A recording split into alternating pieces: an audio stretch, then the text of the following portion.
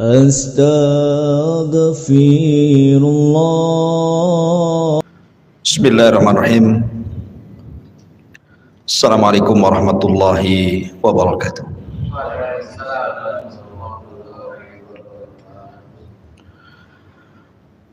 Alhamdulillah,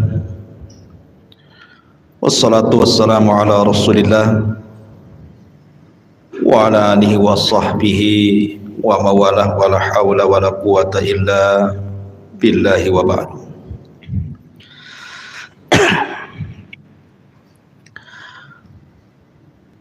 Hadirin dan hadirat yang dimuliakan Allah Subhanahu wa taala. Alhamdulillah, di malam hari ini kembali kita dipertemukan di Masjid Al-Fajri Jodoh Nagoya. Salat dan salam kita hadiahkan kepada Rasul kita Nabi besar Muhammad sallallahu alaihi wa ala alihi wasallam. Pembahasan di malam hari ini biasa kita mengkaji sirah. Mungkin malam ini kita akan mengkaji tema lain biar tidak bosan. Tema ini cukup menegangkan karena bicara tentang perkara gaib. Saya beri judul kondisi manusia saat dibangkitkan oleh Allah pada hari kiamat. Ma'asyiral muslimin yang dimuliakan Allah Subhanahu wa taala. Kita tahu bahwa salah satu yang wajib diimani adalah beriman dengan adanya hari akhir. Dan hari akhir itu ada arkannya, ada rukun-rukunnya. Dan rukun-rukun hari akhir itu terdapat 5 perkara yang harus diyakini. Yang pertama, kematian. Wajib diimani, karena kita pasti mati. Yang kedua, alam barzah. Harus diyakini. Kemudian yang ketiga, alam mahsyar, bahwa kita akan dibangkitkan oleh Allah Subhanahu wa taala dan dikumpulkan. Kemudian yang keempat, hisab, balasan. Dan yang terakhir adalah al-jaza, kesudahan daripada manusia. Apakah dia layak masuk surga ataukah tidak layak masuk surga. Itulah gambaran beriman dengan hari akhir. Ma'asyiral muslimin yang dimuliakan Allah Subhanahu wa taala. Kita tahu bahwa ketika diutusnya Nabi sallallahu alaihi wasallam menjadi nabi dan rasul, disitulah mulai Israfil meletakkan ujung trompetnya dan siap meniup, menunggu izin dari Allah Subhanahu wa taala. Kenapa Israfil baru meletakkan moncong sangkakalanya saat diutusnya Nabi sallallahu alaihi wasallam?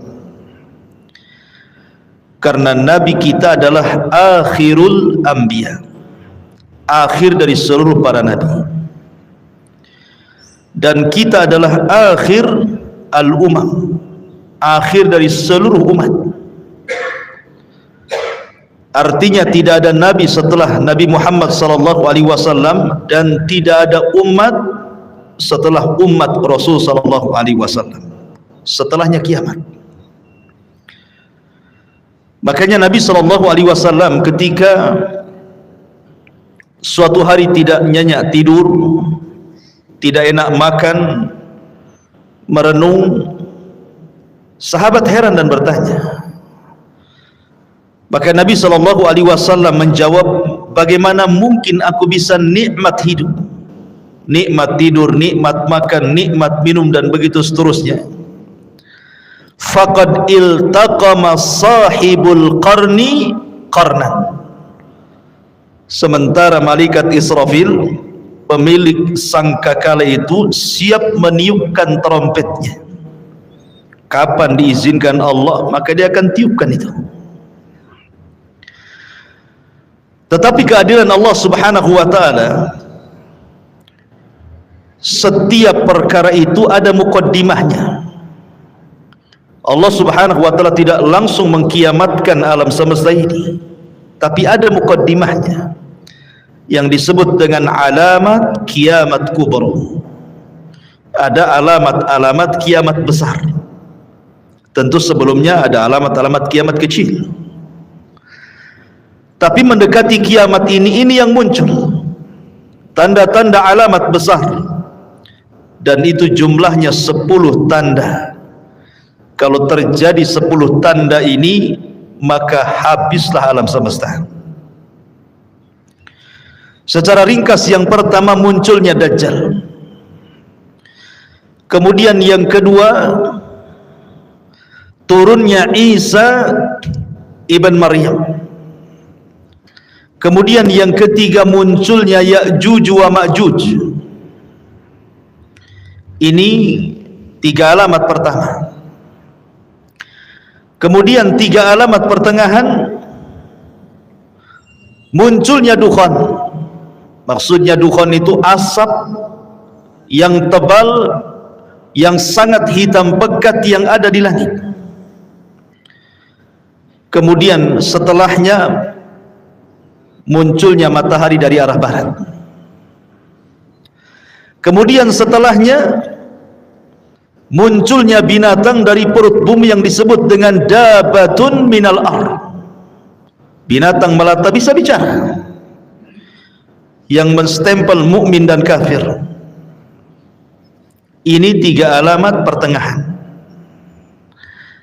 Maka alamat yang terakhir, 3 gempa. Gempa dari arah barat, gempa dari arah timur, dan gempa di Jazirah Arab, dan ditutup dengan api yang menggiring manusia dari Aden Yaman, dikumpulkan di Syam. Disitulah kiamat dibangkitkan. Inilah 10 tanda kiamat besar. Orang-orang yang beriman tidak akan merasakan tentang adanya kiamat besar, karena orang-orang yang beriman itu sebelum Israfil meniupkan sangkakalanya sudah diwafatkan oleh Allah Subhanahu wa ta'ala dengan cara dikirim angin yang sangat-sangat dingin, kemudian menerpa setiap ketiak orang yang beriman walaupun punya iman sebiji zarah, maka akan wafat dengan angin itu. Sehingga tidak ada yang hidup kala itu kecuali orang yang paling jahat, yang paling buruk, yang paling kafir, yang paling syirik kepada Allah Subhanahu wa ta'ala. Nabi SAW bersabda, la taqumus sa'ah illa ala syiraril khalqi. Tidak akan tegak hari kiamat kecuali tegak kepada manusia yang paling buruk yang ada di permukaan bumi.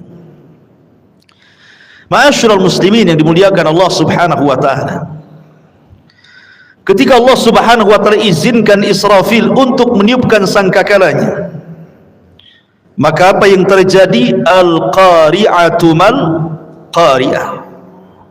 Wa ma adraka mal qari'ah? Yauma yakunun nasu kal farashil mabthus. Al-qari'ah itu adalah suara yang keluar dari trompet moncong sangkakala yang ditiup Israfil.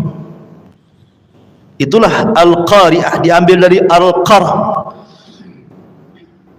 suara yang bisa memecahkan gendang-gendang manusia, dan suara yang bisa mewafatkan semua manusia yang hidup kala itu. Maka sekali tiupan, dan itu menunjukkan kemurkaan Allah Subhanahu wa ta'ala, karena tidaklah mungkin Allah menghancur-hancurkan alam semesta kecuali karena kemurkaannya. Maka kiamat itu karena kemurkaan Allah Subhanahu wa ta'ala. Maka disitulah kita lihat dalam ayat-ayat Al-Quran di mana wa idzan nujumun tasyarat, bintang dijatuh-jatuhkan, wa idzal biharu fujirat, kemudian lautan ditumpah-tumpahkan airnya, kemudian wa idza zulzilatil ardu zilzalaha, kemudian bumi digempa-gempakan. Ma'asyiral muslimin yang dimuliakan Allah Azza wa Jalla, Anda bisa bayangkan ketika terjadi tsunami Aceh, itu hanya sebagian kecil laut yang ngamuk gitu ya, yang marah karena kemarahan Allah Subhanahu wa taala. Dalam hitungan menit bisa menghancurkan bangunan dan melenyapkan banyak nyawa. Itu baru sebagian kecil laut. Ketika terjadi gempa di Jogja, dalam hitungan menit bangunan-bangunan roboh menimpa manusia, bangunan hancur, jiwa-jiwa melayang, dan begitu seterusnya. Begitu juga peristiwa gempa di Lombok, dan saya saksikan sendiri karena saya ke sana. Satu kabupaten rata dengan tanah. Ma'asyiral muslimin yang dimuliakan Allah Azza wa Jalla, ini bagian kecil dari bumi. Bagaimana karena Allah Subhanahu wa taala mengatakan idza zulzilatil ardu zilzalaha. Allah Subhanahu wa taala mengidhafahkan zilzal kepada ha, zilzalaha. Allah tidak katakan zilzalan. Kalau zilzalan artinya sekali gempa, boleh jadi di sini gempa, di situ tidak gempa. Tapi ketika zilzal kemudian diidhafahkan kepada ha yang kembali kata ganti ini kepada bumi, artinya satu bumi gempa. Kalau sudah satu bumi gempa, mau lari kemana? Kalau gempa di Batam bisa lari ke Tanjung Pinang, gempa di Tanjung Pinang bisa lari ke Medan, kan gitu. Tapi kalau di Medan gempa, Tanjung Pinang gempa, Batam gempa, semua daerah gempa, lah mau lari kemana? Maka saat itu tidak ada yang bisa lari, karena di mana-mana gempa. Ya. Ma'asyiral muslimin yang muliakan Allah Subhanahu wa taala, sampai pada waktunya Allah Subhanahu wa taala mewafatkan semua manusia, semua jin, bahkan semua malaikat. Bahkan malaikat maut Allah wafatkan juga. Ketika malaikat maut ditanya, man baki, siapa yang tersisa dari malaikat yang hidup? Kata malaikat maut, tidak ada kecuali abdukal fakir, hambamu yang fakir ini. Maka Allah mengatakan, maut, mati kamu. Sampai malaikat pencabut nyawa pun mati. Ketika itulah Allah Subhanahu wa taala menggulung langit dan mengepal bumi. Dan Allah Subhanahu wa taala berfirman, limanil mulkul yaum, limanil mulkul yaum. Kalian tahu sekarang siapa yang berkuasa? Kalian tahu sekarang siapa yang berkuasa? Tidak ada yang jawab, karena tidak ada yang hidup masalahnya. Tidak manusia, tidak jin, tidak malaikat. Makanya Allah Subhanahu wa taala menjawab sendiri, lillahil wahidil qahar. Kekuasaan itu hanya milik zat yang satu, dialah zat yang maha perkasa lagi kuat, Allah Subhanahu wa taala. Ma'asyiral muslimin yang dimuliakan Allah Subhanahu wa taala, Abi Hurairah radhiyallahu an pernah ditanya tentang jarak tiupan sangkakala pertama dengan sangkakala kedua itu berapa waktunya. Maka Abu Hurairah radhiyallahu an mengatakan arba'un, 40. Sahabat bertanya, apakah 40 tahun wahai Abu Hurairah? Fa'abaitu, aku enggan menjawabnya. Apakah 40 bulan? Fa'abaitu, aku enggan menjawabnya. Apakah 40 minggu? Fa'abaitu, aku pun enggan menjawabnya. Apakah 40 hari? Fa'abaitu, aku pun enggan menjawabnya. Pokoknya di angka 40. Bisa 40 hari, bisa 40 minggu, bisa 40 bulan, bisa 40 tahun, wallahu a'lam. Tetapi disitulah Allah Subhanahu wa taala menghancurkan alam semesta sehancur-hancurnya. Ketika Allah Subhanahu wa taala menghancurkan sampai bumi yang kita pijak ini Allah hancurkan, Allah berfirman, yauma tubaddalul ardu ghairal ardi. Ketika Allah Subhanahu wa taala ganti bumi yang kita pijak dengan bumi yang lain. Maknanya, ada sebagian ahli tafsir mengatakan maksudnya mengganti bumi dengan bumi yang lain itu zatnya, artinya keseluruhan bumi. Allah hancurkan dulu, baru Allah hamparkan.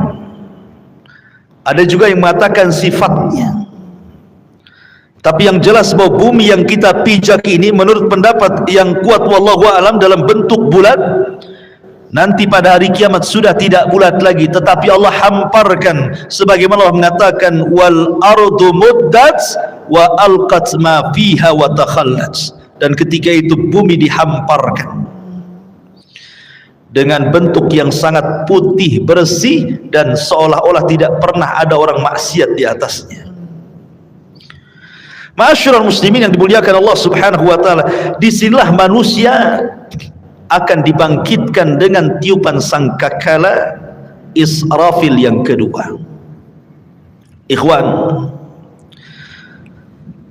ketika kiamat dibangkitkan, tidak ada satu jasad manusia kecuali Allah hancurkan. Bagaimana Allah Subhanahu wa taala bisa membangkitkan dari jasad yang dihancurkan? Ternyata Allah Subhanahu wa taala tidak menghancurkan semua jasad saat kiamat dibangkitkan. Bahkan dari Adam alaihi salatu wassalam yang dikubur lebih dulu dibandingkan kita dan seluruh anak keturunannya, yang jumlah mereka tidak ada yang tahu kecuali Allah. Berapalah jumlah yang hidup di permukaan bumi sekarang, ikhwan, dibandingkan orang yang ada di kuburan? Tentu lebih banyak mereka. Mungkin jasad mereka sudah dimakan tanah, tetapi Allah Subhanahu wa taala dengan kuasanya ada satu jasad manusia tidak dihancurkan Allah Subhanahu wa taala. Bagaimanapun caranya. Apa itu? Tulang ekor manusia. Tulang ekor manusia walaupun kecil itu tidak akan dihancurkan walaupun dikiamatkan bumi ini. Kenapa? Karena dari tulang ekor itulah kita dibangkitkan oleh Allah Subhanahu wa taala. Jasad boleh hancur tapi tulang ekor tidak hancur. Jasad boleh hancur tapi roh tidak hancur. Roh tetap Allah Subhanahu wa taala letakkan di mana? Kalau ruhnya orang-orang yang beriman Allah letakkan fil illiyin, di tempat yang paling mulia, yang paling tinggi. Tapi kalau ruhnya orang kafir diletakkan di tempat yang paling rendah, di dasar bumi yang paling rendah, yang paling dasar. Lah ketika tiupan sangkakala yang kedua, Allah Subhanahu wa taala berfirman, wa akhrajatil ardu athqalaha, dan kami keluarkan beban-beban isi bumi ke permukaan. Wa alqat ma fiha wa takhallat, dan kami lempar beban bumi dan semua ada di permukaan bumi. Tentu setelah bumi diganti dengan bumi yang baru. Ini jasad, belum ada ruh. Dan bagaimana Allah Subhanahu wa taala bisa membangkitkan dari tulang ekornya? Dalam hadis yang sahih Allah Subhanahu wa taala mengirimkan hujan, karena asal kehidupan itu dari air, dan kami jadikan air itu segala sesuatu bisa hidup, kan itu. Wa ja'alnal ma' kulla syai'in hayyin, kami jadikan air itu segala sesuatu hidup. Maka Allah akan hujani itu bumi itu. Ketika setiap tulang ekor tersentuh dengan air hujan tersebut, maka semua terlempar ke permukaan. Kemudian Allah ciptakan kembali jasad yang sudah hancur itu. Disitulah Allah Subhanahu wa taala katakan, wa idzan nufusu zuwizat, ketika Allah lesatkan setiap ruh-ruh yang diletakkan di illiyin kalau dia ruhnya mukmin, dan roh-roh yang ada di sijin kalau dia kafir munafik, dilesatkan semuanya. Subhanallah, tidak ada yang tertukar. Roh masuk ke jasad-jasadnya yang pernah dia tempati di bumi, semua akan melesat di situ. Disitulah terjadi dalam akidah ahli sunnah wal jamaah sebagai yaumul ba'thi wan nusyur, hari kebangkitan, di mana manusia akan dibangkitkan di situ. Bagaimana kondisi mereka dibangkitkan? Allah Subhanahu wa taala menyamakan kebangkitan manusia di padang mahsyar itu dengan dua binatang. Pertama dengan laron, dan yang kedua dengan belalang. Adapun dengan laron, Allah Subhanahu wa taala berfirman, Al-qari'atu mal-qari'ah, wa ma adraka mal-qari'ah, yauma yakunu an-nasu kal farash. Farash itu artinya laron yang berhamburan. Tetapi dalam ayat yang lain Allah mengatakan kal jaradil muntashir, seperti belalang-belalang yang berterbangan. Satunya laron berhamburan, satunya belalang berterbangan. Apa bedanya? Menurut ulama akidah, adapun ketika Allah Subhanahu wa taala menyamakan hari kebangkitan itu manusia seperti laron, itulah permulaan kebangkitan. Di mana ketika manusia bangkit, ikhwan, manusia itu tidak tahu harus kemana, karena padang pasir itu la ma'lama fi, tidak ada tanda sama sekali, karena tanah itu putih bersih, tidak ada tanda sama sekali. Ketika di dunia banyak tanda, ini desa, ini kecamatan, ini ibu kota, ini gang, ini jalan, ini lorong, dan begitu seterusnya. Ini kota, ini desa, ini hutan. Di dunia ada maklam, ada tanda. Tapi di akhirat tidak ada tanda. Masalahnya, Anda mau lari kemana? Mau cari rumah siapa? Sementara ketika Allah Subhanahu wa taala ganti bumi itu datar, tidak ada yang meninggi, tidak ada yang merendah, tidak ada gunung, tidak ada bukit, tidak ada lembah, semua datar. Kenapa Allah ciptakan seperti itu? Supaya menampung manusia sejak zaman Adam sampai yang terakhir mati. Kalau sekarang bumi dalam bentuk sekarang dibangkitkan sejak Adam sampai sekarang, mungkin bumi tidak akan cukup, karena ada tempat-tempat yang tidak layak dihuni, kan gitu. Tetapi ketika bumi didatarkan, tidak ada yang meninggi, tidak ada yang merendah, tidak ada gunung, tidak ada bukit, tidak ada lembah, semua orang bisa bangkit di situ. Ma'asyiral muslimin yang dimuliakan Allah Azza wa Jalla, ketika awal bangkit itulah Allah mengatakan seperti laron. Antum perhatikan laron, apabila ada lampu datang laron. Laron ini kalau terbang tidak ada aturan. Nabrak kawannya,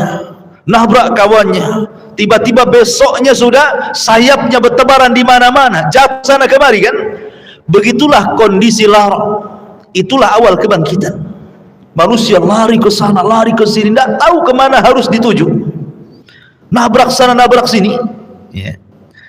Baru setelah kemudian ada panggilan di satu titik, agar mereka mendekati kepada panggilan yang Allah Azza wa Jal perintahkan malaikat untuk memanggil, barulah mereka tertib mengarah ke satu titik. Itulah yang disebut dengan jaradil muntashir, seperti belalang. Karena belalang ini kalau terbang bersama koloninya, dia jelas kemana arahnya.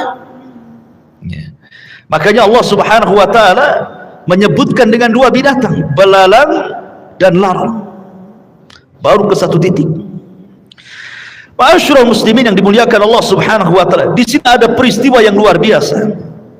Saat terjadi kiamat, ikhwan, semua bintang dan galaksi dijatuhkan dan ditubruk-tubrukan, kecuali dua bintang yang tidak dijatuhkan. Pertama matahari dan bulan tidak dijatuhkan. Justru matahari yang tidak mungkin berjumpa dengan bulan, karena ketika terbenamnya matahari muncul bulan, ketika bulan kemudian terbenam muncul matahari. Tidak mungkin bulan berjumpa dengan matahari. Tapi nanti pada hari kiamat Allah katakan wa jumi'asy syamsu wal qamar, Allah gabungkan matahari dan bulan jadi satu. Inilah makhluk yang Allah Subhanahu wa taala kemudian diletakkan di atas kita 1 mil pada hari kiamat. Sampai rawi hadis ragu-ragu tentang bahasa mil dalam hadis itu. Apakah mil itu maknanya jarak? Ya, ada meter, ada kilo, ada mil. Ataukah mil itu alat untuk bercelak yang hanya 1 jengkal di atas kepala? Wallahu alam, kata perawi hadis ini. Anggaplah 1 mil itu di atas kepala itu maksudnya mil jarak. Itu saja ikhwatu fiddin sudah luar biasa panasnya. Apalagi kalau di atas kepala. Padahal di dunia ini Allah Subhanahu wa taala sudah berikan keadilan kan. Di mana matahari diletakkan pada porosnya, disesuaikan dengan daya kehidupan manusia. Sehingga manusia tidak terlalu kedinginan, tidak terlalu kepanasan. Allah letakkan persis di porosnya. Kalau seandainya matahari yang di porosnya ini mendekat sedikit ke bumi, terbakar bumi.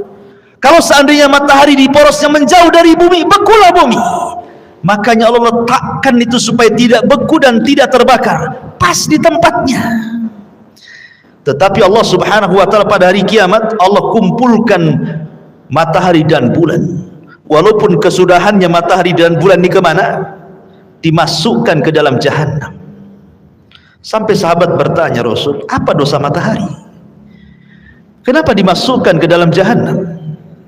Maka Rasul mengatakan, dimasukkan matahari dan bulan bukan berarti dua makhluk ini berdosa, tidak, tetapi ingin membuktikan bahwa keduanya bukan Tuhan. Biar para penyembah bintang di bumi, para penyembah matahari dan bulan tahu bahwa matahari dan bulan itu bukan Tuhan. Makanya dipendamkan ke neraka. Sehingga ahlun nar melihat matahari yang dipendamkan ke neraka, rupanya keduanya bukan Tuhan. Ya, memang bukan Tuhan. Makanya Allah mengatakan, la tasjudu lisyamsi wala lilqamari wasjudu lillahi alladhi khalaqahunna in kuntum iyyahu ta'budun. Jangan sujud kepada matahari dan bulan, tapi sujudlah kepada yang menciptakan keduanya kalau kalian betul-betul beribadah kepada Allah Azza wa Jalla. Ma'asyiral muslimin yang dimuliakan Allah Subhanahu wa taala. Bagaimana manusia saat dibangkitkan? Nabi sallallahu alaihi wasallam bersabda, yuhsyarun nas yaumal qiyamah khufatan uratan ghurlan buhman. Aisyah radhiyallahu anha menceritakan, nanti pada hari kiamat manusia akan dikumpulkan khufatan, tanpa beralas kaki. Anda bisa bayangkan saat matahari di siang hari kemudian memanasi aspal yang ada di jalan-jalan. Coba Anda jalan tanpa alas kaki, rasakan panasnya. Atau di gurun pasir gitu ya. Bagaimana orang bisa berjalan di dunia saja tanpa alas kaki, bagaimana pula di akhirat matahari didekatkan? Begitu panasnya kaki ini ketika mijak bumi itu kan. Kemudian kata Rasul sallallahu alaihi wasallam, khufatan uratan, tanpa ada baju lengket di badan. Tidak pakai baju, tidak pakai celana. Tidak ada yang menyelimuti badannya, satu helai kain pun tidak ada di badannya. Bayangkan matahari dekat tuh. Kita saja ya kan itu ya, apabila telanjang di tengah matahari terik siang-siang itu panasnya luar biasa. Ini telanjang bulat. Kemudian kata Nabi sallallahu alaihi wasallam, khufatan uratan ghurlan, kembali tidak dikhitan. Waktu kita dikhitan, kita dibuang kulit, kemaluan, kemudian entah berantah kulit itu. Tapi Allah akan kembalikan lagi ke setiap jasad manusia. Untuk apa? Lidiqqatil hisab, kata para ulama, supaya hisabnya betul-betul komplit. Sampai kepada masalah kulit kemaluan pun harus nempel, supaya betul-betul dihisab ya. Kemudian yang terakhir kata Rasul, ghurlan, tanpa bawa harta di badan. Artinya tidak bawa harta di badan itu ya tidak bawa apa-apa ya. Kalau di bumi ini antum pamannya safar bawa dompet gitu kan masih tenang lah tuh ya. Tetapi jangan lagi dompet, jangan lagi kartu ATM, pakaian pun tidak, celana pun tidak, celana dalam pun tidak gini. Lalu apa yang dibanggakan pada hari kiamat ikhwan? Itu menunjukkan bahwa Allahu aghniya wa nahnul fuqara. Allah itulah zat yang kaya, kita ini fakir ya. Karena nggak ada bawa apa-apa yang mau dibanggakan pada hari kiamat. Dibangkitkan tuh semua akan sama. Baik para raja yang dibangkitkan seperti itu, para menteri yang dibangkitkan seperti itu, orang-orang kaya yang dibangkitkan seperti itu, orang miskin juga sama, semua sama. Tidak ada yang dibanggakan pada hari itu di hadapan Allah Subhanahu wa taala, dan tidak ada yang disombongkan pada hari itu. Ma'asyiral muslimin yang dimuliakan Allah Subhanahu wa taala. Ada sebuah hadis yang dikeluarkan Imam Muslim. Nabi SAW mengatakan, yub'atsu kullu 'abdin 'ala ma mata 'alaihi. Manusia akan dibangkitkan pada hari kiamat sesuai dengan kondisi saat dia mati. Walaupun sebagian ulama hadis mengatakan bahwa hadis ini maksudnya dibawa ketika sakaratul maut. Bahwa manusia itu saat kematiannya disesuaikan dengan kebiasaan hidupnya, gitu maksudnya. Kalau kebiasaan hidupnya dia baik, insya Allah akan diwafatkan dengan cara husnul khatimah. Kalau kebiasaan hidupnya jahat, bisa saja dia diwafatkan dalam su'ul khatimah. Tapi ada juga yang mengatakan dari kalangan muhadditsin bahwa hadis ini berbicara tentang kebangkitan. Manusia itu akan dibangkitkan sebagaimana saat dia mati. Makanya Nabi SAW, kenapa ketika orang-orang yang haji itu, yang masih menggunakan kain ihram, kemudian qadarullah meninggal, kata Nabi SAW, suruh dikafani dengan ihramnya, kan? Karena dia akan bangkit pada hari kiamat, dan dia akan menggunakan pakaian itu sambil mengucap labbaik Allahumma labbaik. Kemudian ketika Nabi SAW menguburkan para syuhada, mereka tidak dimandikan, tidak dikafankan, tidak disolatkan, langsung dimasukkan ke dalam liang lahat dengan pakaian mereka yang masih berlumuran darah, karena mereka akan dibangkitkan seperti itu, dan darah-darah mereka menjadi saksi syuhada mereka. Dan saat dikubur, maka malaikat mungkar dan nakir tidak akan bertanya soal siapa Tuhanmu, siapa nabimu, apa agamamu. Kenapa? Karena kata Nabi SAW, kafa, cukuplah bibariqatis suyuf, kilatan-kilatan pedang saat jihad, fitnah bagi dia, sehingga tidak ada fitnah kubur lagi. Ma'asyiral muslimin yang dimuliakan Allah Azza wa Jalla, bahkan pada hari kiamat Abu Sa'id Al-Khudri radhiyallahu anhu mengatakan, nanti pada hari kiamat ada orang-orang yang diseret dengan wajahnya. Subhanallah. Kita di bumi berjalan dengan kedua kaki, tapi nanti saat dibangkitkan ada manusia-manusia berjalan kakinya di atas, kemudian wajahnya diseret, wajahnya di bawah, jalan dengan kepalanya. Sahabat bertanya, ya Rasulullah, wahai Rasul, kok ada orang yang seperti itu? Maksudnya kok bisa, bukankah di dunia dia berjalan dengan kakinya? Maka Nabi mengatakan, alaisa alladhi amshahu ala rijlaihi fid dunya qadiran ala an yamshiyahu ala wajhihi yaumal qiyamah. Kata Nabi SAW, bukankah ketika di bumi dia bisa berjalan dengan kedua kakinya, siapa yang menjadikan dia bisa berjalan seperti itu? Allah. Maka sebagaimana Allah mampu menjalankan manusia di bumi dengan kedua kakinya, maka Allah pun mampu menjalankan dengan wajahnya pada hari kiamat. Dan mereka orang-orang kafir.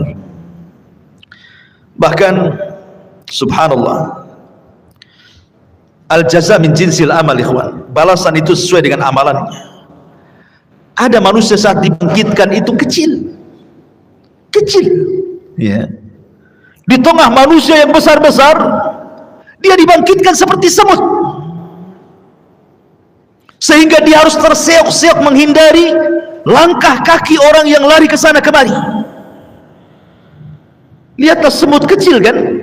Kalau seandainya kita melihat semut kecil kemudian kita jalan, terkadang ada semut yang kita injak. Jadi ada ketika dibangkitkan itu, manusia dibangkitkan seperti seekor semut kecil sekali.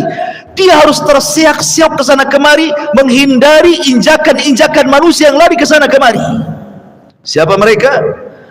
Mereka al-mutakabbirun, orang-orang yang sombong.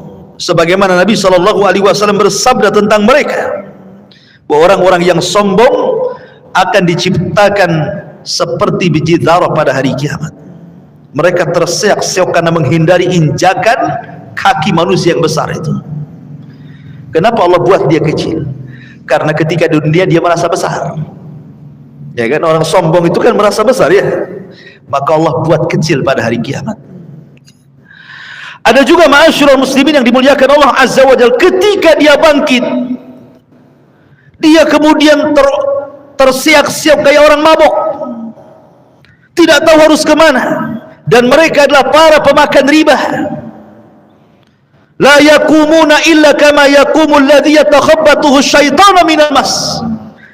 Pemakan riba itu nanti bangkit pada hari kiamat seperti orang yang kesurupan, yang dimasuki setan ke dalamnya, oyong ke sana kemari. Ada juga kata Nabi SAW, orang yang dibangkitkan itu buta, padahal di dunia dia melihat, sehingga dia kemudian mengatakan, Rabbi lima hasyartani a'ma wa qad kuntu basira. Rabb, kenapa kau bangkitkan aku dalam kondisi buta? Dulu di dunia aku melihat. Maka Allah Subhanahu wa taala mengatakan, ya, karena engkau ketika di dunia melupakan ayat-ayatku, sekarang kulupakan kau buat buta, kata Allah Subhanahu wa taala. Jadi macam-macam orang dibangkitkan itu. Ada yang berteriak-teriak memanggil-manggil Allah Subhanahu wa taala, ya Rabb, ya Rabb. Tapi Allah tidak memandangnya sama sekali. Ada orang-orang yang tidak akan pernah dipandang pada hari kiamat. Bahkan tidak akan diberikan rahmat, bahkan sudah disediakan azab yang pedih. Subhanallah ya kawan. Kalau sampai kita tidak dipandang oleh Allah Subhanahu wa taala, berarti kita akan merasakan peritnya neraka jahanam. Siapa mereka? Kata Nabi SAW, salasatun la yukallimuhumullahu yaumal qiyamah wala yuzakkihim wala yanzuru ilaihim walahum adzabun alim. 3 orang tidak akan diajak bicara pada hari kiamat, tidak akan disucikan, tidak akan dilihat, bahkan azab sudah menunggu mereka. Pertama, syekhun zani, sudah tua tapi suka berzina, menunjukkan akhlaknya buruk. Kemudian yang kedua, malikun kadzab, raja pendusta, penguasa para pendusta, mendustakan rakyatnya. Wa'ilun mustakbir, sudah miskin sombong pula dia. Kemudian juga Rasul mengatakan, salasatun la yukallimuhumullahu yaumal qiyamah. Ada juga orang-orang yang tidak akan diajak bicara oleh Allah Subhanahu wa taala, tidak akan disucikan, tidak akan dilihat. Bagi mereka azab yang pedih. Al-musbil, orang yang melembrehkan pakaiannya di bawah mata kaki. Al-mannan, orang yang suka mengadu domba ke sana kemari.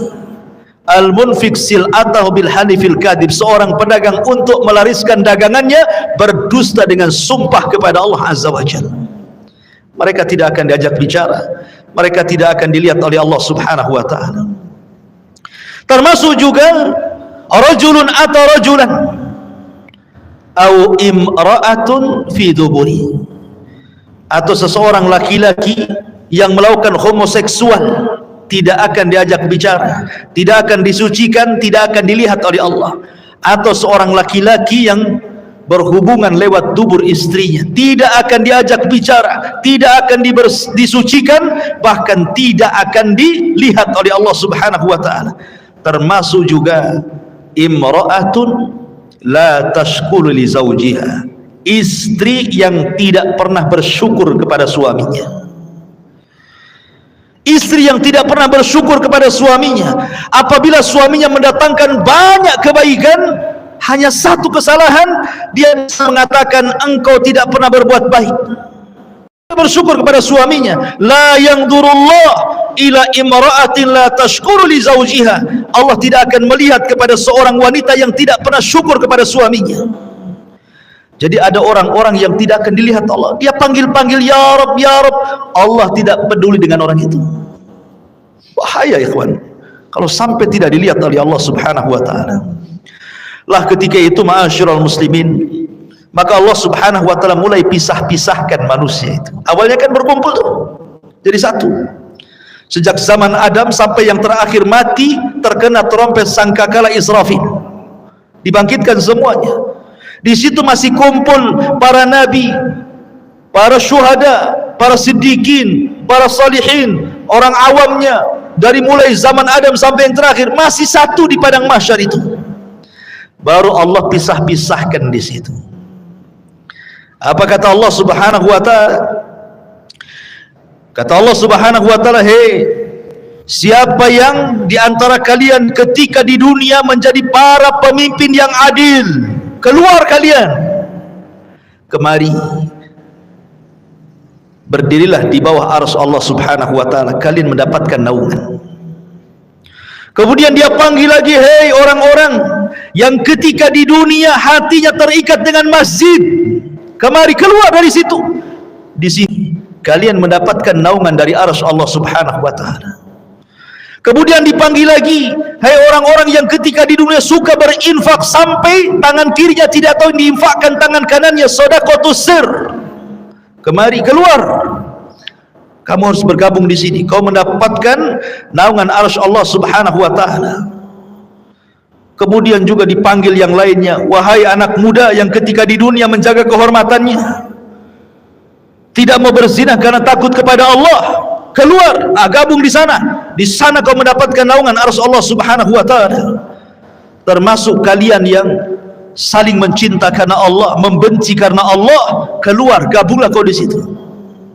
Itulah yang disabdakan Nabi sallallahu alaihi wasallam, "Sab'atun yudhilluhumullahu fi dhillihi yauma la dhilla illa dhilluh." 7 orang yang akan mendapatkan naungan di hari yang tidak ada naungan kecuali naungan Allah Subhanahu wa taala. Mereka akan dikeluarkan, ya, akan dikelompokkan sesuai dengan amalan mereka, gitu maksudnya. Termasuk ahli sedekah, karena sedekah itu as-sadaqatu, bahwa sedekah itu akan mendapatkan naungan pada hari kiamat. Ma'asyiral muslimin yang dimuliakan Allah Subhanahu wa taala, lalu berapa waktu mereka harus tinggal di padang mahsyar itu? Ulama mengatakan bahwa mereka akan tinggal di padang mahsyar itu 50 alfasana, 50.000 tahun. Tentu 50.000 tahun ini berlaku kepada orang-orang kafir, berlaku kepada orang-orang munafik dan orang-orang mujrim. Tapi orang-orang yang beriman tidak. Hisab mereka cepat. Kenapa? Karena usianya juga pendek. Kata Nabi SAW, "A'maru ummati baina sittina wa sab'in." Usia umatku itu berkisar 60 sampai 70 tahun saja. Karena usianya pendek, hisabnya pun cepat. Tapi kalau umat dulu kan usianya lama-lama, sehingga hisabnya juga lama. Makanya orang-orang yang beriman, mereka akan tinggal di padang mahsyar itu cuman setengah hari, tapi setengah harinya kehidupan akhirat. Berapa setengah harinya kehidupan akhirat? Allah mengatakan, "Inna yauman inda rabbika ka alfi sanatin mimma ta'udun." Satu hari kehidupan akhirat bila dibandingkan dengan kehidupan dunia sama dengan 1000 tahun. Berarti setengah harinya 500 tahun. Jadi orang-orang yang beriman akan tinggal 500 tahun saja. Sementara orang kafir akan tinggal 50.000 tahun kehidupan akhirat, tinggal dikali 1000 tahun kehidupan dunia. Berapa lama mereka harus tinggal di situ, ikhwan? Begitulah Allah Subhanahu wa taala hendak mengadili mereka seadil-adilnya. Ma'asyiral muslimin yang dimuliakan Allah Azza wa Jalla. Jadi manusia itu dibangkitkan dengan berbagai macam gaya. Makanya Allah mengatakan ashtatan liyurau a'malakum. Ashtat, ya, ashtat itu artinya bangkitnya macam-macam. Ya, tadi ada yang buta, ada yang oleng gitu ya, ada yang kepalanya di atas, kepalanya di bawah, kakinya di atas gitu ya, ada yang kemudian pincang jalannya, macam-macam orang itu dibangkitkan. Kemudian habis itu dikelompok-kelompokkan, ahli sedekah dengan ahli sedekah, ahli Quran dengan ahli Quran, ahli solat dengan ahli solat, dan begitu seterusnya. Ma'asyiral muslimin yang dimuliakan Allah Azza wa Jalla, disinilah banyak peristiwa yang akan dilalui. Apa saja peristiwa setelah kematian itu? Kalau boleh saya singkat, nanti saya bentangkan sedikit. Yang pertama sudah saya jelaskan, kebangkitan. Yang kedua, hasyar, pengumpulan manusia di padang mahsyar. Kemudian yang ketiga, al-haud, telaga. Manusia akan minum dari telaga. Kemudian yang keempat, syafa'atul uzma. Orang meminta syafaat kepada para nabi. Kemudian yang kelima, dimulai hisab. Kemudian yang keenam, barulah kemudian diterbangkan catatan. Baru ada yang mengambil dengan tangan kanan, tangan kiri, dan di belakang punggungnya. Kemudian yang nomor 7, barulah ada mizan, timbangan. Kemudian yang nomor 8, barulah kemudian jahanam didatangkan, kemudian jembatan diletakkan di bawah jahanam. Di atas jahanam, bawahnya jahanam, itulah titian siratal mustaqim, jisrun mamdudun fawqa jahannam, sebuah titian bawahnya jahanam. Kemudian manusia akan lewat di titian itu. Kemudian yang nomor berapa? 9, manusia akan kumpul di kontor. Disinilah akan terjadi kisos. Tapi kisosnya sesama orang yang beriman. Tapi kalau kisosnya sesama orang kafir sebelum titian siratal mustaqim. Baru setelah di kontor, barulah mereka akan berjubel di pintu-pintu sorga. Baru setelah itu, tidak ada yang bisa membuka pintu sorga kecuali Nabi SAW. Baik, kita urai sedikit. Tadi sudah jelaskan, yang pertama hari kebangkitan, manusia dibangkitkan, kemudian dikumpulkan. Ketika manusia tertidur dan cukup lama, kemudian terbangun, pasti yang Anda rasakan akan merasakan haus yang luar biasa. Iya kan? Kalau tidur lama gitu kan, bangun pasti pengen minum. Seperti Anda juga pengen minum. Bismillah, minum dulu. Masya Allah. Jadi ketika mereka kehausan ini, maka mereka mencari air. Setiap para nabi Allah Subhanahu wa taala sudah berikan telaga. Likullin nabi haudun. Setiap nabi diberikan telaga. Dan telaga yang paling besarlah telaga Nabi kita Muhammad sallallahu alaihi wasallam. Maka umat Rasul sudah diarahkan ke masing-masing nabinya. Termasuk kita umat Islam diarahkan kepada telaga nabi kita. Telaganya sangat besar. Airnya putih, lebih putih dibandingkan susu, kata Rasul. Lebih manis dibandingkan madu. Dan satu kali minuman tidak akan haus selamanya. Dan tidak akan rebutan karena gelasnya sejumlah bintang yang ada di langit, kata Nabi. Dan orang yang pertama dibolehkan minum, merekalah orang-orang Ansar dari kalangan sahabat Nabi SAW. Lah kenapa tidak Muhajirin? Bukankah Muhajirin adalah as-sabiqun al-awwalun? Mereka lah yang awal-awal masuk Islam, baru kemudian Ansar, kan itu. Kenapa di akhirat orang yang pertama minum orang Ansar dulu, baru Muhajirin? Terbalik? Ya. Karena orang Ansar diberikan kesabaran ketika di dunia. Mereka tidak pernah mencicipi kekuasaan. Khulafaur Rasyidin semua dari Muhajirin. Abu Bakar Muhajirin, Umar Muhajirin, Uthman Muhajirin, Ali Muhajirin, Hasan bin Ali Muhajirin. Ganti ke kekuasaan kerajaan. Raja yang pertama Muawiyah ibn Abi Sufyan Muhajir. Runtuhnya Bani Umayyah, berdiri Bani Abbasiyah, semua dari Mekah Muhajirin. Semua kekuasaan itu dari Muhajirin. Orang Ansar itu tidak pernah jadi raja, mereka jadi rakyat. Makanya kata Nabi SAW, sabarlah kalian, kalian akan mendapatkan nanti raja-raja yang zalim. Boleh jadi mungkin yang menguasai kalian itu raja-raja zalim.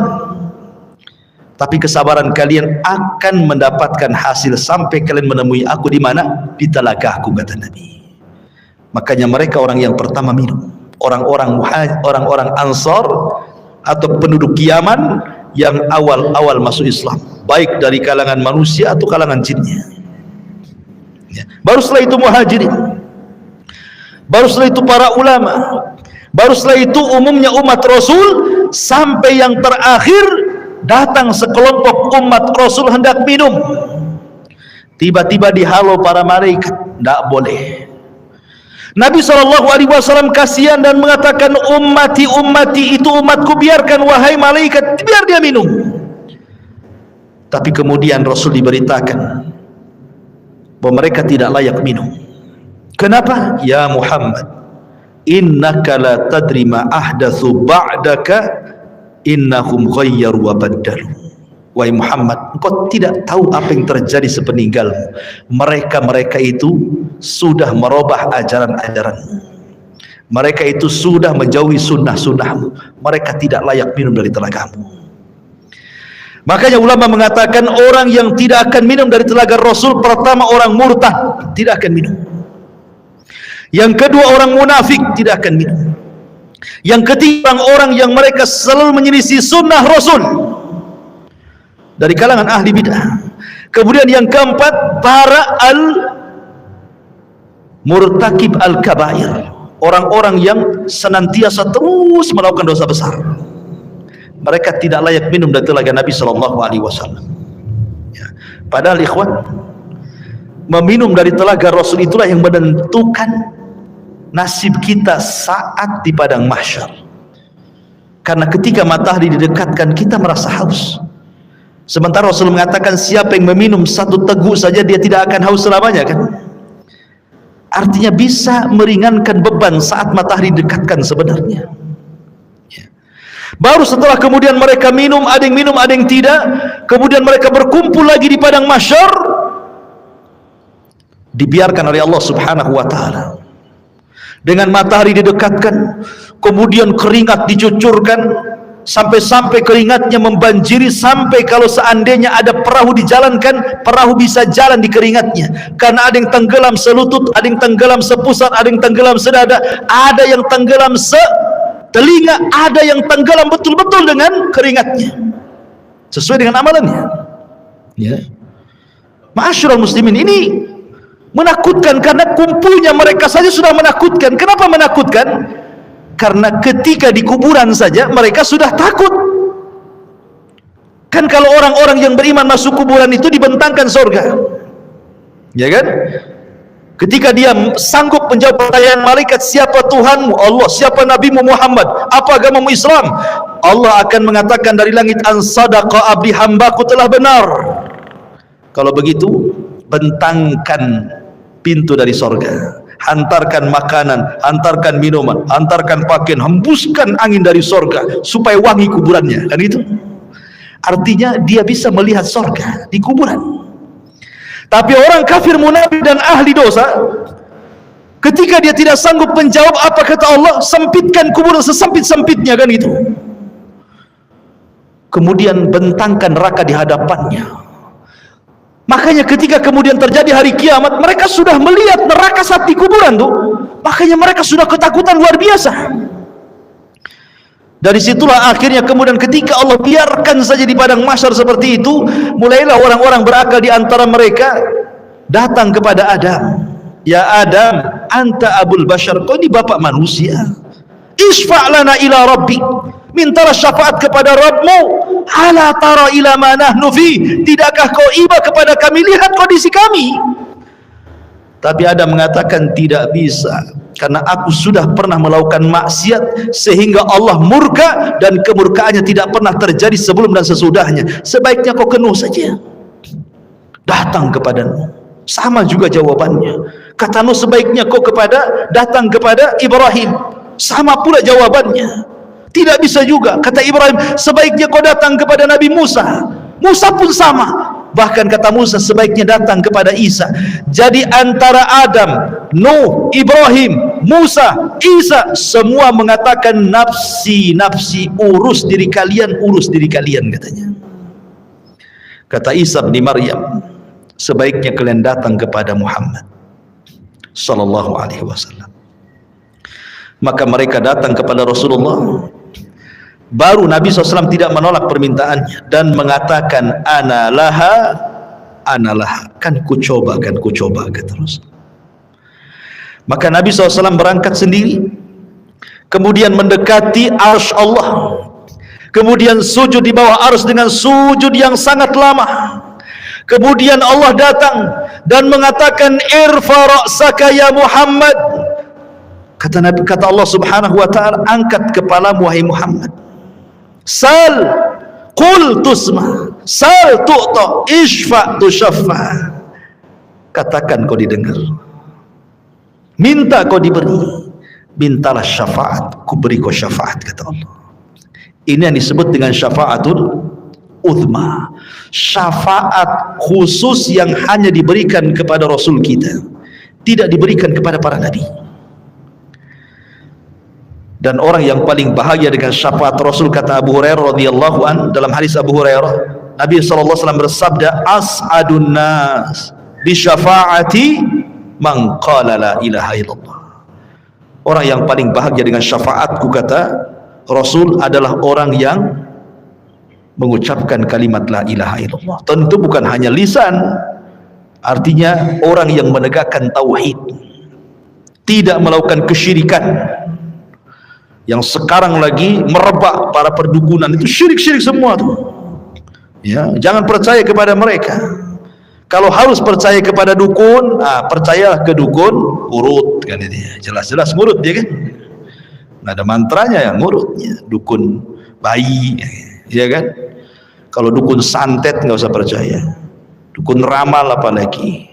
Ya. Jadi ma'asyiral muslimin yang dimuliakan Allah Azza wa Jalla, setelah syafaat, apa yang terjadi? Setelah syafaat ardul a'mal, Allah akan memperlihatkan amalan kita, ikhwan. Liyurau a'malahum, Allah akan perlihatkan amalan kita. Makanya ada hadis yang mengatakan nanti pada hari kiamat akan didatangkan manusia membawa pahala sebesar Bukit Tihamah. Coba bayangkan, Bukit Tihamah itu besar. Ya, lebih besar daripada Uhud, cuman lebih kecil daripada Uhud. Cuman kata Nabi, nanti pada hari kiamat ada orang bawa pahala sebesar Bukit Tihamah. Diperlihatkan amalannya besar sekali. Tiba-tiba kemudian amalan itu dihilangkan. Gara-gara apa? Karena orang itu suka bermaksiat sendirian. Dia bermaksiat sendirian. Kok bisa maksiat sendirian? Nah, inilah ini alat maksiat sendirian. Nah, ini alat maksiat sendirian. Cukup saya dan handphone saja. Itu maksiat sendirian, dalam kamar sendirian, nyumpet apa antum ya. Entah lagi nyebar hoax di situ. Copy paste hoax, ya kan? Atau apalah yang dilihat di situ. Ya. Waktunya sholat masjid aja situ kan. Ini maksiat sendirian. Nanti ada orang pada hari kiamat pahalanya sebesar gunung Tihamah. Rupanya setelah diperlihatkan itu saja, tiba-tiba dihilangkan. Kemudian ditanya kenapa dihilangkan? Itulah akibat maksiat sendiri, kesendirian tadi. Ada juga orang yang datangkan, masya Allah, di dunia ahli sedekah. Ahli sedekah. Ada masjid perlu bangunan disumbang dia, ada madrasah perlu uang disumbang dia, ada fakir miskin butuh biaya disumbang dia. Tidak ada tempat kecuali sumbang dia. Dipanggil oleh Allah, diperlihatkan amalan dia di dunia, dibuat layar tancap, seolah-olah dia diingatkan, tuh kamu tuh waktu di dunia itu, tuh kamu bawa uang ke masjid ini, kau bawa uang ke masjid itu, kau bawa uang ke panti asuhan ini. Diperlihatkan amalannya di dunia. Kemudian Allah mengatakan, betul itu kamu tuh yang jalan ke sana kemari? Oh iya, dengan bangganya, itu saya wahai Rabb. Ya. Kemudian Allah mengatakan, untuk apa kau amalkan itu? Maka dia mengatakan, saya bersedekah untukmu ya Rabb. Kata Allah, kadzabta, dusta kamu. Kadzabta, dusta kamu. Engkau bersedekah itu supaya engkau dianggap dermawan, engkau bersedekah itu supaya engkau dianggap pemurah, engkau bersedekah itu supaya dipuji manusia. Kadzabta, dusta kamu.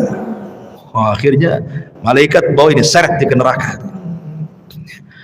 Didatangkan lagi para mujahidin, kemudian diperlihatkan bagaimana saat jihad dia banyak membunuh musuh, akhirnya dia mati syahid. Diperlihatkan sama Allah itu, betul kamu itu? Oh iya, itu saya wahai Rabb. Apa yang melakukan? Ustushhidu fik, aku mati syahid karenamu ya Rabb. Kata Allah, kadzabta, dusta. Itu bukan. Kau ini perang hanya supaya orang menganggap kau pahlawan saja, kau pemberani, supaya dikenang orang. Tidak. Kadzabta, dusta kamu. Seret, masukkan dia ke neraka. Didatangkan lagi orang pakar Quran, alim bil Quran. Sehari-harinya dia baca Quran, dia ajarkan Al-Quran, dia baca Quran, dia tegak kepada Allah dengan Al-Quran. Diperlihatkan, betul kamu itu yang semalaman salat dengan membaca Al-Quran? Oh iya, itu saya wahai Rabb, katanya. Untuk apa kau lakukan? Oh, qara'tu fikal Quran, aku baca Quran untukmu ya Rabb. Kadzabta, dusta kamu membaca Quran itu supaya manusia menganggap kau qari, ahli pakar Quran, hebat dalam Quran, dan begitu seterusnya. Kadzabta, dusta kamu. Seret ke neraka. Jadi ada orang-orang yang diperlihatkan amalannya, itu disebut ardul a'mal namanya. Baru setelah ardul a'mal masuk pada perkara hisab. Ikhwan, hisab ini mencakup pertama orang kafir, kedua orang munafik, ketiga orang yang beriman. Adapun orang kafir ada yang mengatakan tidak dihisab. Apa yang mau dihisab? Amalannya sudah lebur-lebur. Makanya Allah mengatakan a'maluhum karamadin istaddat bihi, amal mereka sudah habis, ludas di dunia saja nggak diterima. Lalu apa yang mau dihisab? Ada yang berpendapat tidak akan dihisab orang kafir, langsung ke jahanam. Tapi ada juga mengatakan tetap dihisab, hanya sekedar formalitas untuk menunjukkan keadilan Allah Subhanahu wa taala. Orang munafik lebih jahat dibandingkan orang kafir. Maksudnya munafik i'tiqad ya, bukan munafik amal. Apa bedanya munafik i'tiqad dengan amal? Kalau munafik i'tiqad itu zahirnya Islam, hatinya kafir. Jadi dia masuk Islam dengan badannya, keluar dari Islam dengan hatinya. Tapi kalau munafik amal ini masih muslim, dia hanya meniru sifat munafik. Kalau ngomong dusta, kalau janji khianat, itu munafik amal namanya. Beda ya. Dia tidak dikeluarkan dari Islam. Jadi munafik yang dikeluarkan dari Islam itu yang mendohirkan Islam, menyembunyikan kekufuran, seperti orang-orang orientalis dan begitu seterusnya ya. Karena ada orang-orang misionaris yang ingin memurtadkan kaum muslimin, pura-pura masuk Islam gitu ya. Adapun hisabnya orang-orang mukmin ada dua. Ada yang disebut dengan hisaban yasira, mudah hisabnya. Ada yang disebut dengan hisaban asira, sulit hisabnya. Apa bedanya? Kata Nabi SAW, hisab yang mudah itu, orang ini akan ditanya oleh Allah Subhanahu wa taala semua apa yang dilakukan dia di dunia, tetapi dia tidak diwajibkan untuk menjawab, hanya mengiyahkan saja. Betul kamu zina? Iya. Betul kamu rampok? Iya. Betul kamu ini? Iya. Betul kamu itu? Iya. Betul kamu sholat? Iya. Betul kamu puasa? Ya, gitu saja ya. Habis itu Allah tutupi aibnya dan Allah ampuni dosanya. Itu hisab yasir, mudah. Tapi hisabnya ada yang sulit. Bagaimana caranya? Ketika dia tanya soal amalannya, dia bantah. Dia membantah Allah. Kamu juri? Enggak. Itu bantah namanya. Korupsi? Enggak. Jadi sehingga harus datangkan saksi. Kata Nabi SAW, manukisha udzib. Siapa yang ketika dihisab ada bantah-bantahan, maka akan diazab orang ini ya. Itulah disebut hisaban asir, hisab yang sulit. Kalau dia sampai bantah-bantahan, berarti dia mendapatkan hisab yang sulit. Tapi kalau tidak ada bantah-bantahan, dia hanya sekedar ikrar, menetapkan apa yang ia lakukan saja, habis itu Allah tutup dan Allah ampuni, berarti dia mudah hisabnya ya. Itulah yang disebut dengan hisab mudah dan hisab sulit. Lah setelah kemudian manusia dihisab, baru terjadi tatayur suhuf. Suhuf diterbangkan. Disuruh kita mengambil catatan kita masing-masing. Orang-orang yang beriman dengan bangganya dia ngambil dengan tangan kanannya. Kemudian dia mengatakan kepada manusia, "Iqra kitabak," lihat bukuku, baca katanya. Dia sudah tahu isinya apa. Tetapi orang-orang kafir, dia ambil dengan tangan kirinya dan dia mengatakan, "Duhai, kiranya aku tidak pernah punya catatan seperti ini." Datang orang munafik, diambil lagi dari belakang punggung dengan tangan kirinya lagi. Ya. Baru setelah itu terjadi mizan, timbangan. Apa yang ditimbang? Badannya, amalannya, dan catatan yang dibawanya. Faman thaqulat mawazinu fahuwa fi isyatir radiyah. Kalau berat timbangan kebaikannya, dia akan mendapatkan kehidupan yang diridhoi oleh Allah. Faman khaffat mawazinu fa ummuhu hawiyah wa ma adraka ma hiya narun hamiyah. Tapi yang kemudian khaffat, ringan kebaikannya, berat pula keburukannya, maka dia masuk ke neraka hawiyah. Ya. Ma'asyiral muslimin yang dimuliakan Allah Subhanahu wa taala. Baru setelah proses mizan, timbangan, baru kemudian Allah Subhanahu wa taala akan datangkan apa? Jahannam. Allah mengatakan waji'a bi jahannam. Pada hari itu akan didatangkan neraka jahannam. Waji'a bi jahannam yauma idzin yatadzakkarul insan. Ketika jahannam dihadirkan, barulah ingat manusia, kenapalah di dunia saya seperti ini, seperti itu. Kemudian malaikat akan datang bersaf-saf, wal malaku saffan saffa. Disitulah Allah Subhanahu wa taala akan datang dan akan mengajak bicara satu persatu hamba-hambanya. Ada yang diajak bicara, ada yang tidak diajak bicara, sebagaimana sudah saya jelaskan tadi. Ya. Baru setelah itu titian dibentangkan, jisrun mamdudun fawqa jahannam. Jadi akan diletakkan semacam jisr. Jisr itu jembatan. Ya. Yang Nabi SAW katakan tentang masalah jembatan ini, kalau boleh saya ringkas, jembatan ini amat sangat licin. Jembatan ini menggelincirkan. Jembatan ini memiliki besi pengait yang sangat besar. Jembatan ini mudah terpeleset karena bukan lurus tetapi berbelok-belok dan bergerak. Jembatan ini lebih halus dibandingkan rambut, lebih tajam dibandingkan pedang. Ya, jembatan ini akan membelah telapak kaki manusia, sehingga tidak semua orang selamat dari titian ini. Lah ketika jembatan ini dibentangkan, kemudian Allah mengatakan wasiqal ladzina kafaru ila jahannama zumara.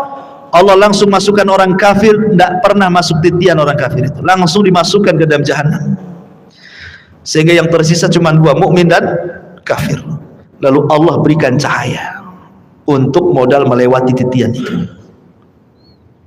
Ada yang seperti kilat atau di ujung saja. Ada yang seperti kuda balap atau di ujung saja. Ada yang seperti pelari kencang atau di ujung saja. Ada yang jalan, ada yang merangkak, ada yang jatuh bangun, begitu seterusnya. Karena ada kalalib di situ, ada kait mengait, ya, yang ujungnya seperti duri dan akan menghantam siapa saja. Kemudian kalau sudah terlempar dari jisr itu, dari titian itu, maka akan sampai dasar jahanam itu setelah 70 tahun. Karena Rasul yang mengatakan, ketika ada suara dor gitu kan, Rasul mengatakan di hadapan para sahabat, tahu nggak kamu suara apa itu? Sahabat nggak tahu. Itulah batu yang dilempar dari atas titian setelah 70 tahun baru sampai sekarang dasarnya katanya. Naudzubillah. Ya. Ma'asyiral muslimin yang dimuliakan Allah Azza wa Jalla.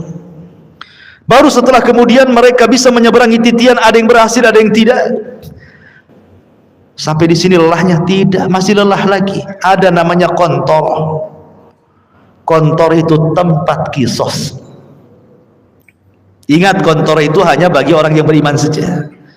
Tapi kalau kisosnya antar orang kafir atau orang mukmin mendolimi orang kafir atau orang kafir mendolimi orang yang beriman, itu sebelum titian. Karena orang kafir tidak mungkin naik ke titian. Jadi kalau ada orang Islam mendolimi orang kafir, terjadi kisos di sini. Kalau ada orang kafir mendolimi orang kafir, terjadi kisos di sini. Termasuk juga binatang akan dikisos. Sampai Rasul mengatakan, binatang yang bertanduk dengan binatang yang tidak bertanduk, yang ketika di dunia ditanduk-tanduk sama binatang yang bertanduk, akan didatangkan tuh, dicabut tanduknya, kemudian diletakkan ke yang tidak bertanduk. Allah mengatakan, tanduklah dia sebanyak dia menanduk kamu di dunia. Disaksikan oleh manusia itu kisos kepada binatang itu, semua akan dikisos. Ya.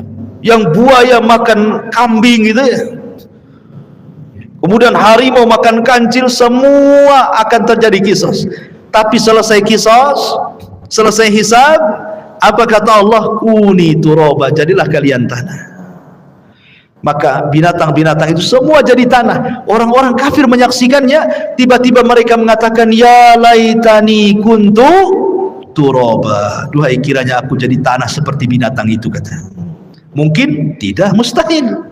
Ya. Lah ini kalau kisosnya sebelum titian ini bagi orang-orang kafir, sementara kisosnya orang-orang yang beriman setelah titian. Inilah yang dikenal dalam hadis Nabi SAW sebagai hadis muflis namanya. Hadis orang bangkrut. Kata Nabi, atadruna mal muflis hadil ummah? Tahu nggak kamu orang bangkrut di antara umatku ini? Sahabat ya polos saja, orang bangkrut ya orang gulung tikar, usahanya kolab, nggak punya dinar, nggak punya dirham. Oh, itulah orang bangkrut katanya. Kata Nabi, bukan. Orang bangkrut itulah orang yang datang dengan pahala salat, pahala puasa, pahala zakat, pahala-pahala lain-lainnya. Di satu waktu dia pernah mendolimi si fulan, mencaci maki, memukul si fulan, menumpahkan darah si fulan, mengambil harta si fulan, dan begitu seterusnya. Di sini terjadi antara barter pahala dan dosa. Jangan ke situ dulu kamu, sini. Dulu kau memukul saya. Mana pahalamu? Diambil pahalanya. Mau pergi lagi ke pintu surga, tunggu dulu. Dulu kamu mencaci maki saya. Sini pahalamu. Berangkat lagi, tunggu dulu. Dulu kau yang menginjak kaki saya. Tunggu dulu. Akhirnya banyak orang yang minta pahala dia, habis pula pahalanya. Ketika habis pahalanya, masih ada juga, ingat gak? Dulu kok yang ambil uang saya. Sini pahalanya. Saya tak ada pahala. Tak apa kok tak ada pahala, aku punya dosa, nih dosaku ambil. Gitu kan? Datang lagi. Dulu kau pernah menzalimi saya, mana pahalamu? Ndak punya, nggak apa-apa, nih dosaku ambil. Bayangkan coba. Makanya Rasul mengatakan orang ini disebut orang bangkrut. Kalau ibarat pedagang itu modal habis, hutang pula numpuk. Orang ini habis pahalanya diberikan orang, dosa pula ditanggung dia, itu maksudnya ya. Makanya disebut bangkrut orang ini. Kalau masih tersisa pahalanya, ada kesempatan masuk surga. Kalau tidak, dicemplungi lagi ke neraka. Di sini terjadi kisos, ikhwan, antar orang yang beriman. Bahkan yang mengeri adalah kisosnya pembunuhan. Karena awal yang pertama dihisab oleh Allah itu, kalau hak manusia adalah masalah darah. Dan itu ketika proses hisab itu, yang pertama kali hak manusia adalah darah, tapi kalau hak Allah salat.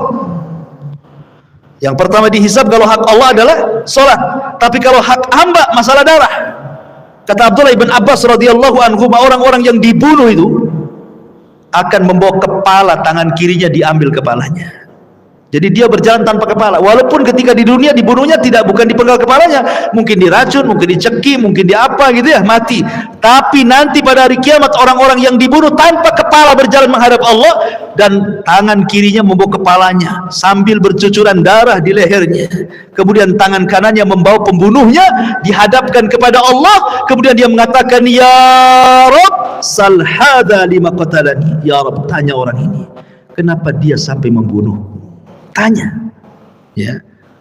Karena pembunuhan itu kan sebagaimana sabda Rasul nanti di akhir zaman, al-qatil la yadri fi ma qatal wal maqtul la yadri fi ma qutil. Orang yang membunuh bingung kenapa dia bisa membunuh, orang yang dibunuh lebih bingung lagi kenapa saya bisa dibunuh. Karena dalam Islam itu aturan bunuh membunuh sudah ada, qisas. Atau dia berzina dan sudah menikah, atau karena dia murtad, dijelaskan begitu ya. Tapi gara-gara rebutan parkir bunuh-bunuhan, gara-gara waris bunuh-bunuhan, gara-gara masalah sedikit utang piutang bunuh-bunuhan, ini akan terjadi qisas. Dan qisas ini akan diulang. Walaupun di dunia qisas ini berlaku, tetap akan diulang. Karena yang namanya qisas itu belum memuaskan sebuah keadilan, walaupun sesuai dengan syariat Islam.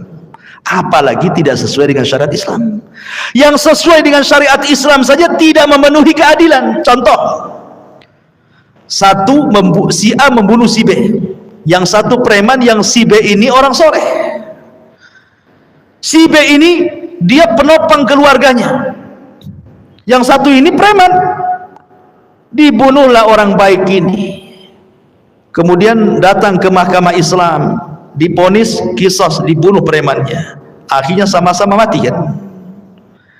Tapi bagi keluarga belum ada keadilan. Ini yang mati orang baik ya, ketika dia sudah meninggal akhirnya terputuslah nafkah ke keluarganya. Ini yang preman dibunuh lagi, yang keluarganya aja nggak suka dia preman, biarkannya dia mati kan. Jadi belum memenuhi keadilan kan hati kita ini. Maka di akhirat diulang lagi supaya memenuhi keadilan. Makanya ketika masuk surga, kata Ibnu Utsaimin rahimahullahu taala, wa naza'na ma fi sudurihim min ghillin ikhwana, tidak ada lagi dendam, tidak ada lagi marah ya, tidak ada lagi dendam kesumat, betul-betul dihilangkan dalam hatinya. Karena sudah ada kisah 2 kali kan, ingin menghilangkan dendam kesumatnya. Ketika masuk surga semua jadi satu hati ya. Jadi terjadi kisah tuh, kembali ke kontora. Setelah kontora itulah adalah pintu-pintu surga. Disitulah manusia berjubel di pintu-pintu surga. Kata Rasul, sayati alaikum zaman kadidu minaz ziham, akan datang waktunya manusia berdesak-desakan di pintu surga. Tidak ada yang bisa membuka pintu surga. Sampai pun Adam tidak bisa membuka pintu surga kecuali Nabi kita Muhammad SAW. Ana awal man aftatihu babal jannah, saya orang yang pertama kali membuka pintu surga. Ketika Rasul buka pintu surga, tiba-tiba ada wanita mau mendahului masuk ke dalam surga ya. Ada perempuan lari mau mendahului Nabi masuk surga. Kata Rasul, tunggu dulu, siapa kamu? Maka wanita dia mengatakan, saya wanita yang merawat banyak anak yatim ya. Dari sini kata para, lihat bagaimana para pengkafil yatim berdua sama masuk ke dalam surga. Itulah yang dinamakan ana wa kafilul yatim fil jannati kahataini. Aku dan para perawat anak yatim itu seperti ini di surga, kata Nabi. Ya kan? Tetapi yang jelas bahwa di sini Rasul yang pertama kali masuk surga ya bukan wanita ini. Cuma dia mau bersama Nabi, mau mendahului Nabi, cuma di stop kan itu ya. Bagaimanapun yang pertama membuka pintu surga Rasul, yang pertama masuk ke dalam surga pun Nabi sallallahu alaihi wasallam. Adapun kehidupan di surga tentu kehidupan yang luar biasa, karena bagaimanapun Rasul yang mengatakan a'dadtu li ibadis salihin ma la ainun ra'at wa la udhunun sami'at wa la khatara ala qalbi bashar, itu ya. Aku siapkan di surga itu kenikmatan yang tidak pernah dilihat mata, didengar telinga, terlintas pun tidak. Subhanallah ya. Ma'asyiral muslimin yang dimuliakan Allah Subhanahu wa taala. Lah, surga itu bertingkat-tingkat. Ada sebuah hadis ketika menjelaskan tentang keutamaan qari'ul Quran, para penghafal Quran atau para penggemar membaca Quran. Kata Nabi sallallahu alaihi wasallam, ini di surga nih, Iqra wartaq warattil kama kunta turattil fid dunya fa inna manzilataka inda akhiri ayatin taqra'uha. Kata Rasul menjelaskan nanti di surga Allah akan memerintahkan para penghafal Quran atau orang-orang yang gemar membaca Quran, bacalah. Subhanallah, Quran ini bukan hanya dibaca di dunia, di surga pun dibaca ya. Bacalah, naiklah Karena nanti ahli sorga itu akan diberikan rop-rop sayap di belakangnya untuk naik ke tingkatan-tingkatan di atas. Naiklah, terbanglah, ya. Dan pelankan bacaanmu, tartilkan bacaanmu sebagaimana kau di dunia mentartilkan bacaan Quran, di sorga pun kau tartilkan. Nanti akhir kedudukanmu di sorga sesuai dengan akhir ayat yang kau baca di dunia, kata Nabi.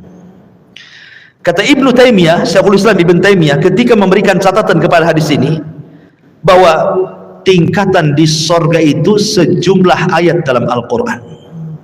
Berapa ayat dalam Al-Quran itu? 6.500 kurang lebih. Itu jumlah ayat dalam Quran itu 6.500 kurang lebih. Artinya tingkatan di sorga itu ya segitulah jumlahnya, 6.500 kurang lebih. Yang 100 tingkatan disediakan oleh Allah untuk para mujahidin fisabilillah, lebihnya sesuai dengan amalannya. Berarti di sini menunjukkan bahwa sorga itu banyak, 650 lebih, 6.500 tingkatan lebih. Sementara satu sorga itu luasnya selangit dan di sebumi, dan satu tingkatan ke tingkatan berikutnya itu perjalanan 500 tahun. Semakin tinggi sorga, semakin indah tingkatannya. Karena sorga itu sifatnya darajat tangga ke atas.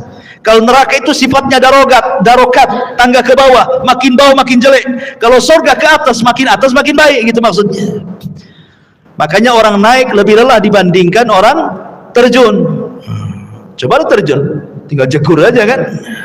Naik, capek sampai ke atas, ya kan? Makanya ke sorga itu perlu tenaga, perlu lelah, perlu letih.